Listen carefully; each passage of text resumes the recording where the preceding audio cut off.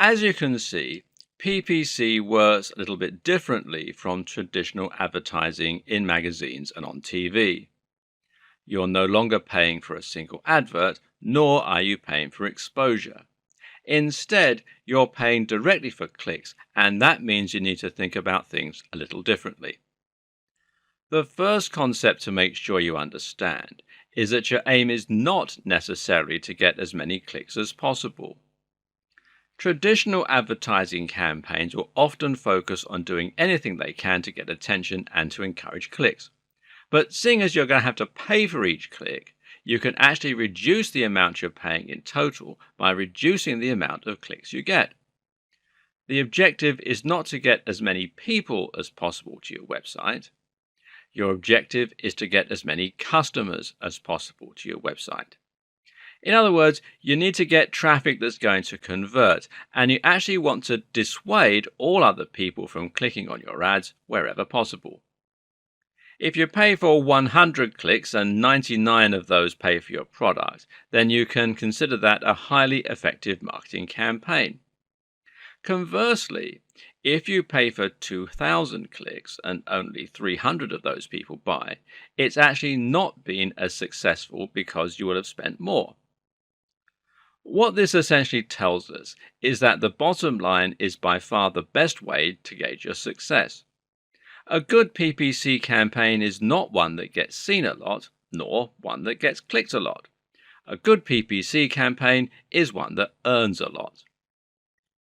This means it's impossible to separate your PPC strategy from your general business model, and it makes it very important to think about your budget, your costs, and your profit margins whenever you set up a campaign. So start by thinking about the profits for whatever it is you're selling from your site. If you're selling lots of products, this might mean working out an average profit you make from those products. Otherwise, if you're linking to a sales page and predominantly selling just one product, then it will mean thinking about how much you make from that one item.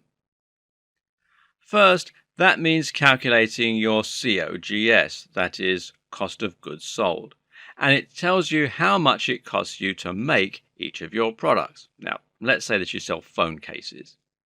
This will mean paying for the materials, the manufacturing, the delivery, and the storage. Then you have to subtract these overheads from the amount you charge for each item. What you're left with is your profit margin. The great thing about digital products like ebooks or online courses, which is what a lot of website owners sell, is that you have zero overheads, and that means you'll be making 100% profit on each sale. An ebook that you sell for $30 will give you a $30 profit. That said, ebooks appeal to a smaller audience when compared with physical items, and thereby you can expect to have a smaller conversion rate, which is the next point. So here you need to calculate how many visitors on average buy your products from you. This means looking at your conversion rate. If you have 1,000 visitors a day and one sale, then that means you have a 0.1% conversion rate. If you make 10 sales for every 1,000, then that means you now have a 1% conversion rate. This can tell you how much you're earning in a day. For example, if you have 1,000 visitors a day, a 0.1% conversion rate, and a product that earns you $20, then you will earn $20.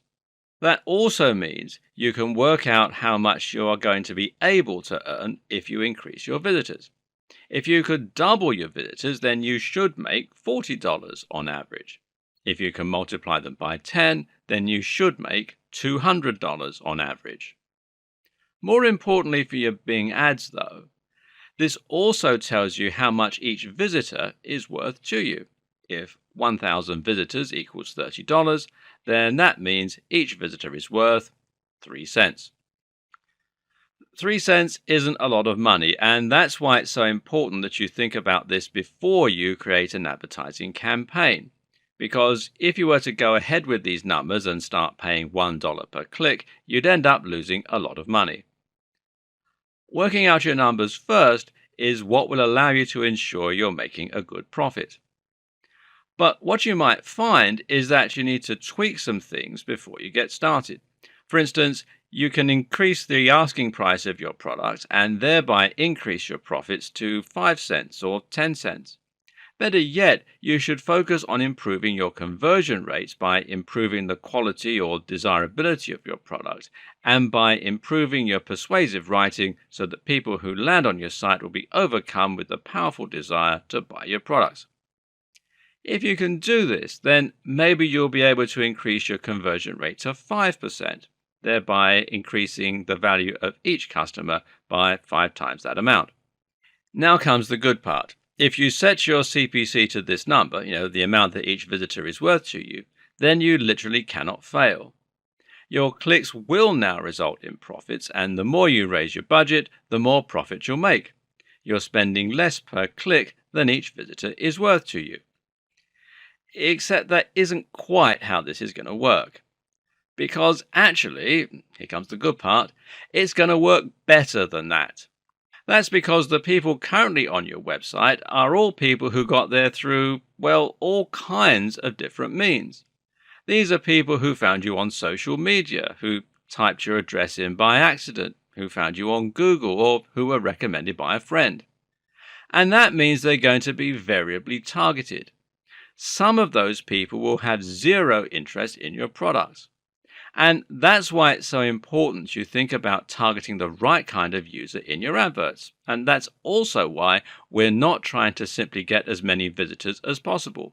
As mentioned, it's actually more important that we get lots of the right users and put off people who aren't likely to want to buy. Your objective then is to make sure that the way you design your ads is only going to appeal to potential customers.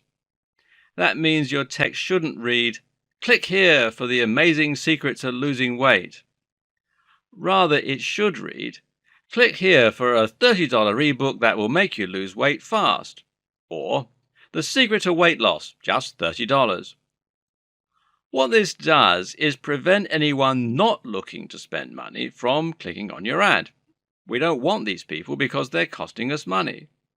But someone who knows the price up front and is still willing to click is very likely to want your book. Assuming you can convince them that your product is what they're looking for and it's good value for money, you should be able to walk away with a sale.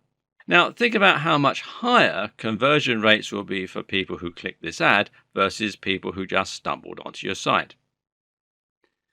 You can further target your customers by placing your adverts on the right keywords and key phrases. This is a big part of the PPC campaigns, and it's very much worth doing your research here. Again, you need to make sure your keywords are things that the right people are going to be searching for. At the same time, though, you also need to keep your competition low so that the average CPC will be as low as possible. If you try and rank for, say, hotels, then you're going to be up against thousands of other businesses, some of which will have near infinite resources. How do you like the sound of competing with Expedia, Airbnb, or Hotels.com and the rest? They can afford to offer $1, $2, or $5 per click, and you just won't be able to keep up. But use a keyword that is popular but not overpopulated, like quirky hotel Santa Monica or romantic getaway in Bournemouth, and you're going to be paying less and targeting a more specific type of customer, meaning you can use a more specific and tailored landing page for them focused on the area and type of experience. How do you find a keyword that's popular, directly targeted, but not overcrowded? Simple. You use Bing's own keyword tool, which can be found here at bing.com/toolbox/keywords.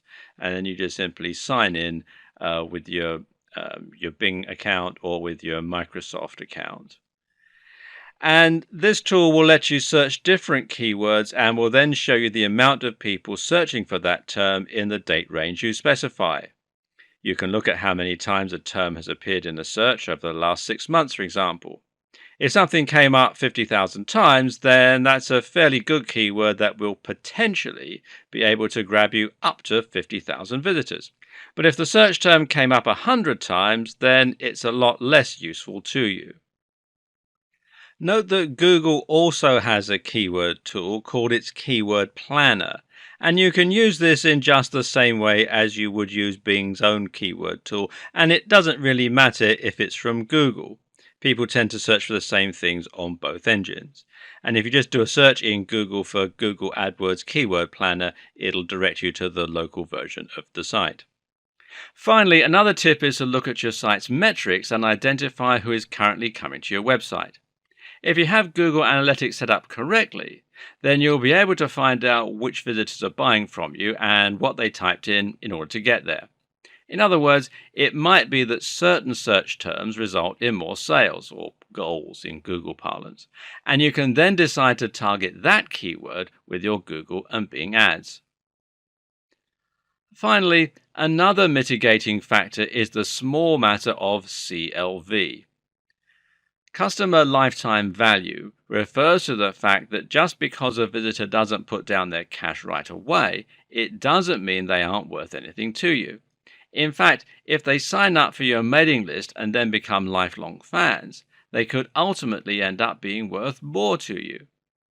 For this reason, the only way to really be sure if your Bing ads are working for you is to watch your metrics very closely. This means looking at how many visitors you're getting, where they're coming from, and how your sales increase as you spend. The more data you track, the more profitable any PPC campaign will be.